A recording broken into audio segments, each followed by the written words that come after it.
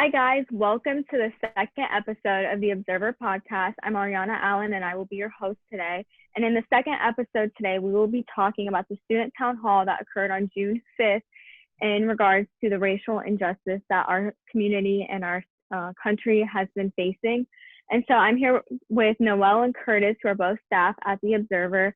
And Noel is going to be talking about voting right now. Yeah, so a big thing at the student town hall meeting, they preached and preached and preached was voting. And that's something that our generation, we haven't been too big on. I won't even lie about that. Such a good thing to go out to vote. At the end of the day, uh, vote, it's our chance to voice our opinion. Voting is like a power, it's a voice. And especially now with the election coming up now in fall, it's a great time now to learn about who's running for office, learn about all the pros and cons about each party. It's not just about hearing what everyone else is saying around you. Like, do your own research, do your own things. And so I thought that was like a great thing that they preached and emphasized was, going out to vote and really making sure that your voice is heard. Yeah, I think that's so important, is making sure that your voice is heard. And the perfect way to do that is by voting and is to participate in the elections and educate yourself.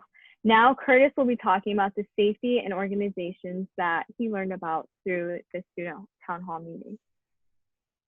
To piggyback what Noel said, I know we've seen all over social media all those protests and rioting and all these interactions.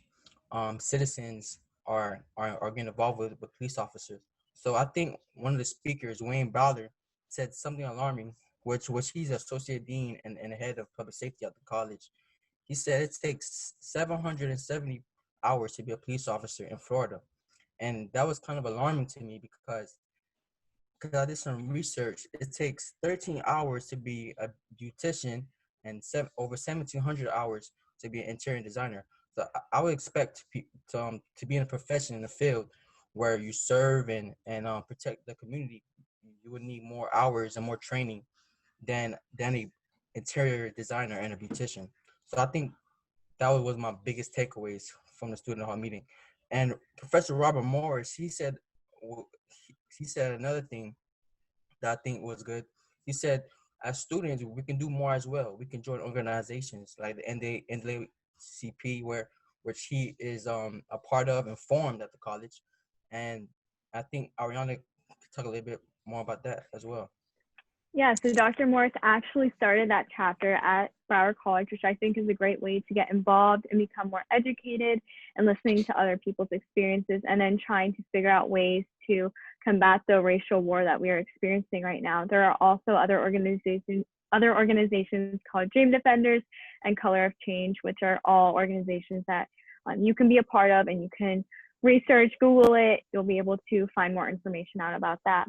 But just talking about Dr. Morris, he said something that was really profound to me, where it's reflect on the past, live in the present, and plan for the future, which I think is so important. Right now, we have to live in the present, but we also have to plan for a future and plan for a better future for our kids and the next generation that is going to be growing up.